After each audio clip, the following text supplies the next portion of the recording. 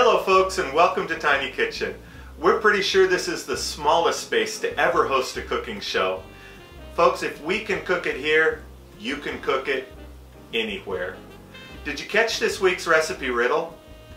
I'm so confused. Am I white or am I red? They call me one.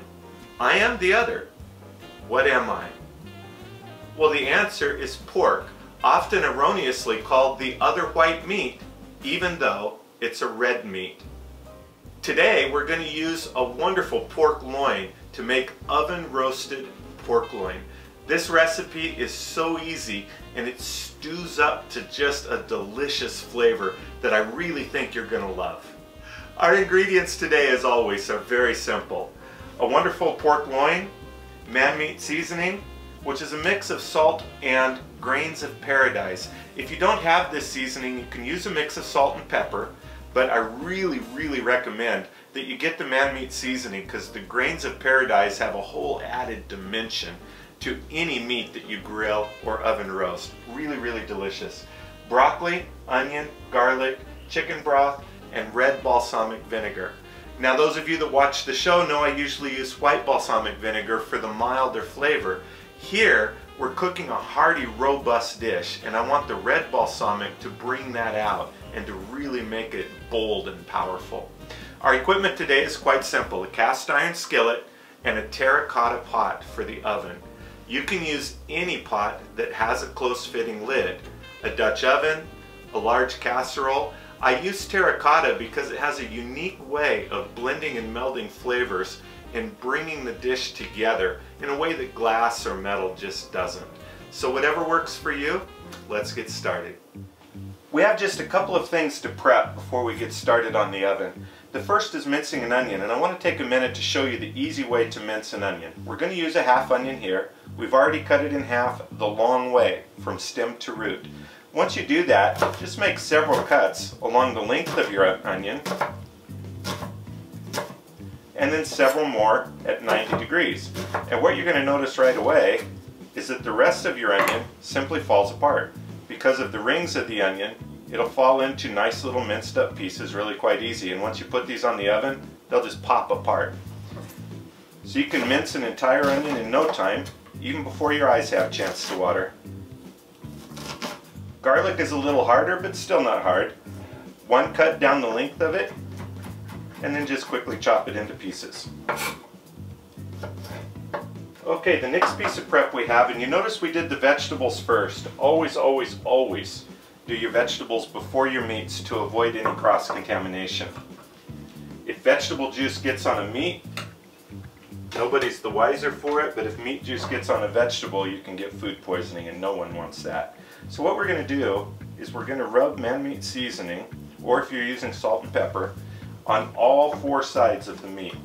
We'll just rub a little on, roll it over.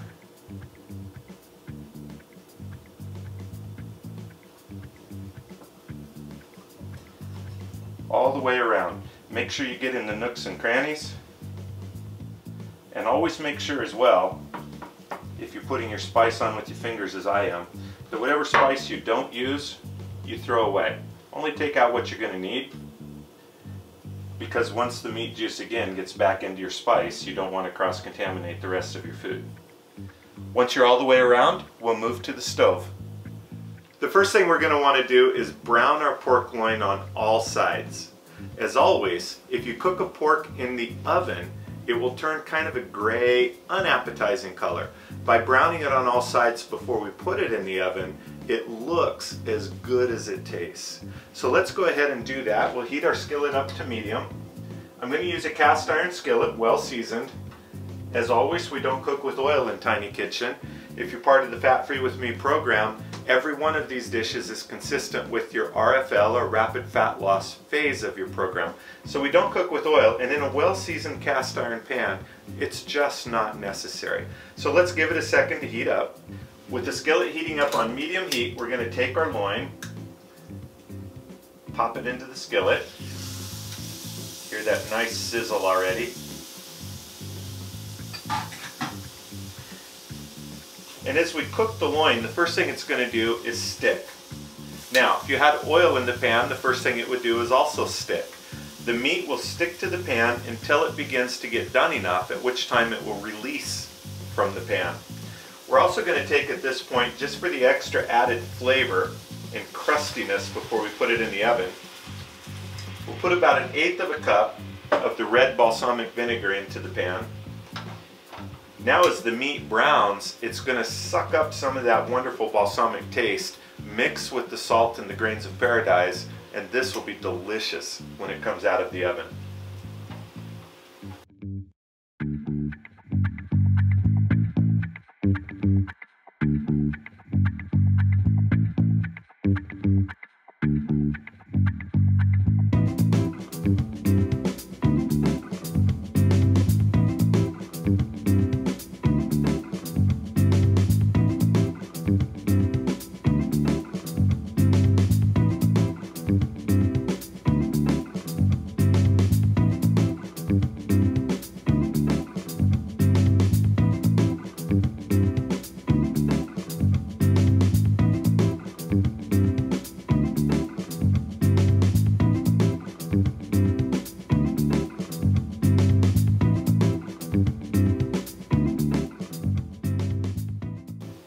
Now you can see how the meat is browning up, and it's getting just beautiful. It's still completely raw inside, but all we want to do is sear the outside, lock in the flavor, lock in the juices, and give it a beautiful presentation color for when we're through.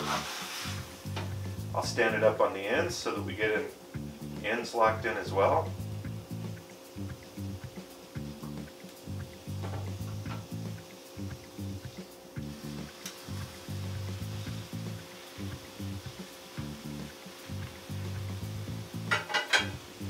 And with all 6 sides nice and browned, we'll take that out, and for a moment we'll set it aside. We'll add at this point just a small amount. I want to explain this too before we add the chicken broth. You'll notice inside the pan has crusties on the bottom. A little bit of the meat, a little bit of the spices sticks to the bottom of the pan. This is called glazing. One of the best ways to add flavor to your dishes is simply to deglaze and to use what's in the bottom of the pan as flavor for your dish. We're going to do that here by adding just a little bit of chicken broth.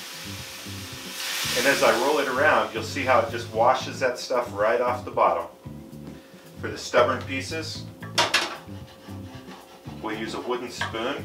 Use a wooden spoon here so that you don't scrape anything off the bottom of the skillet that you don't want.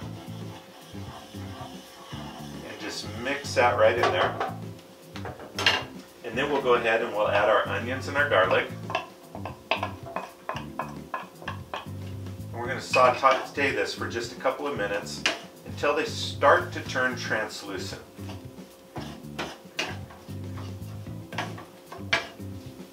As I start to run out of liquid in the bottom, I'm going to add a little more of the balsamic vinegar, and we'll layer the balsamic vinegar in with that chicken broth. Okay, you can see the onions just starting to turn. So here we'll go ahead and add the rest of our chicken broth.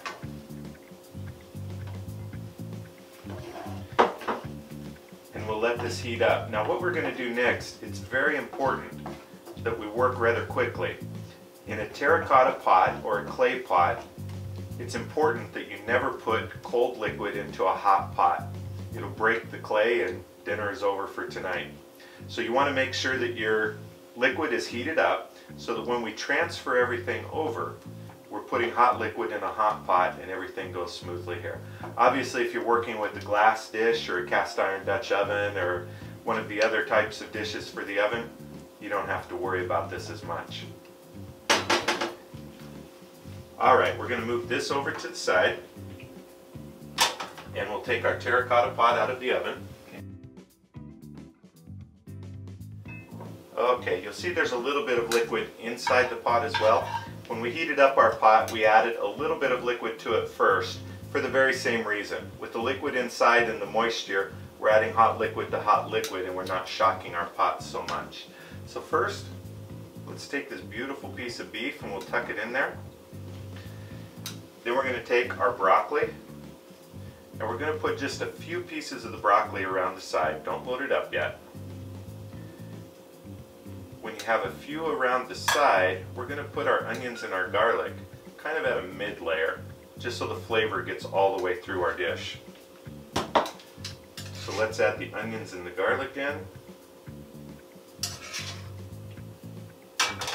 We're going to pack this pot to the top with our broccoli.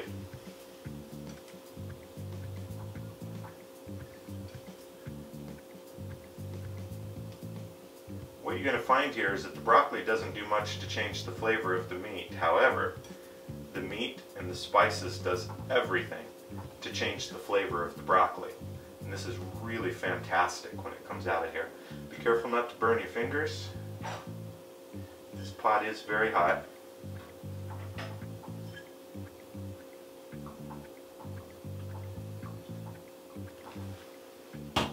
Okay, that's full, so let's put the lid back on our pot. And into the oven we go. One of the biggest challenges people face when they begin to start a real food, real eating lifestyle is how to keep vegetables fresh. It seems the day after you buy them, they're already spoiling in your refrigerator and it looks like money wasted.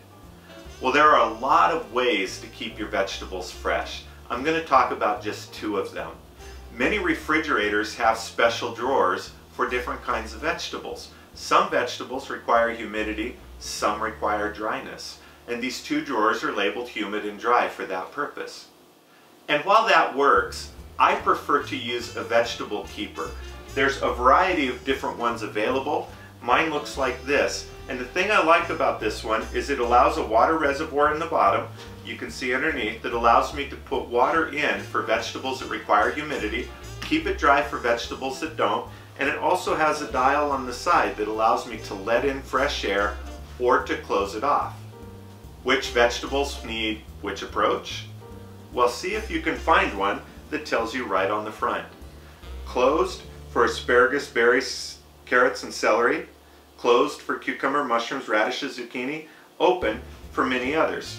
And it also has a water drop by the ones that require humidity.